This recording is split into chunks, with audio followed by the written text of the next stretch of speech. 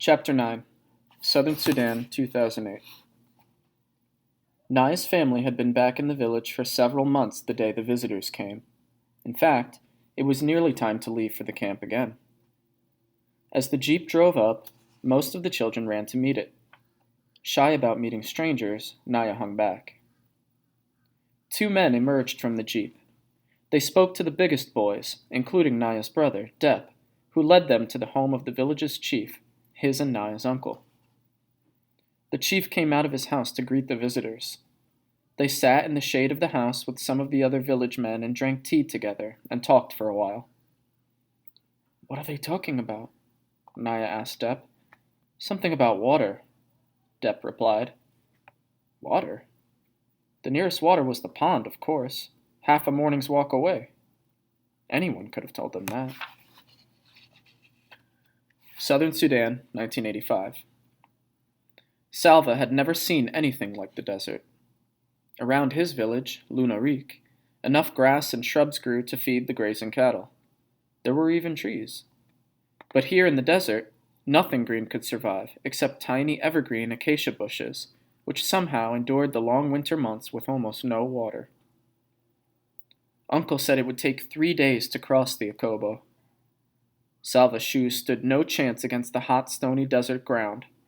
The soles, made from rubber tire treads, had already been reduced to shreds, held together with a little leather and a great deal of hope. After only a few minutes, Salva had to kick off the flapping shreds and continue barefoot.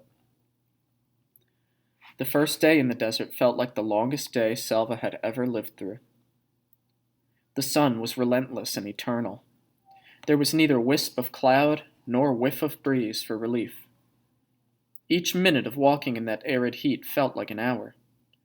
Even breathing became an effort. Every breath Salva took seemed to drain strength rather than restore it. Thorns gored his feet. His lips became cracked and parched. Uncle cautioned him to make the water in his gourd last as long as possible.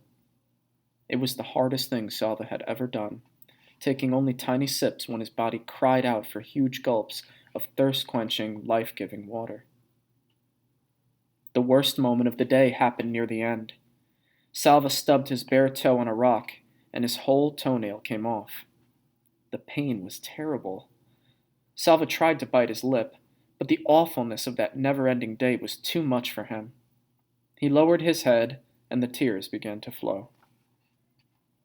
Soon he was crying so hard that he could hardly get his breath. He could not think. He could barely see. He had to slow down, and for the first time on the long journey, he began to lag behind the group. Stumbling about blindly, he did not notice the group drawing farther and farther ahead of him. As if by magic, Uncle was suddenly at his side.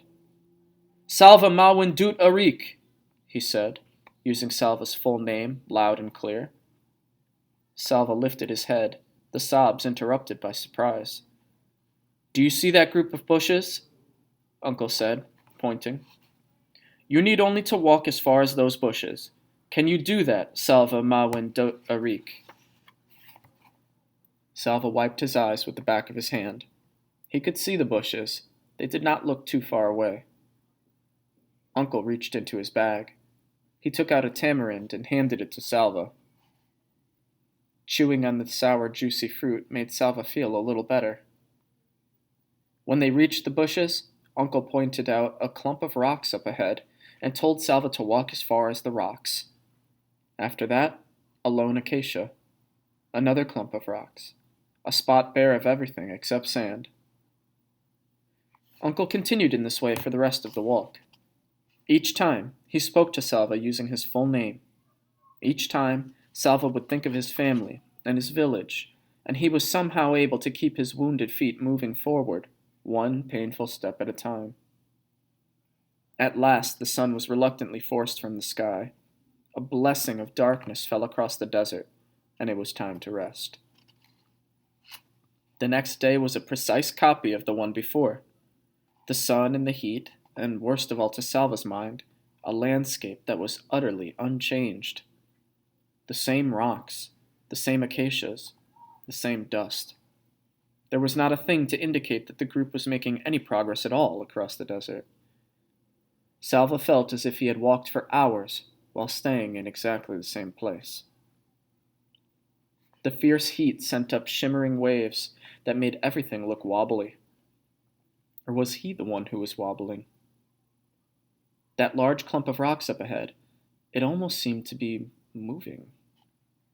It was moving. It was not rocks at all. It was people. Salva's group drew nearer. Salva counted 9 men. All of them collapsed on the sand. One made a small, desperate motion with his hand. Another tried to raise his head but fell back again. None of them made a sound. As Salva watched, he realized that 5 of the men were completely motionless. One of the women in Salva's group pushed forward and knelt down. She opened her container of water. "What are you doing?" a man called. "You cannot save them." The woman did not answer. When she looked up, Salva could see tears in her eyes. She shook her head, then poured a little water onto a cloth and began to wet the lips of one of the men on the sand. Salva looked at the hollow eyes and the cracked lips of the men lying on the hot sand, and his own mouth felt so dry that he nearly choked when he tried to swallow. "If you give them your water, you will not have enough for yourself," the same voice shouted. "It is useless. They will die, and you will die with them."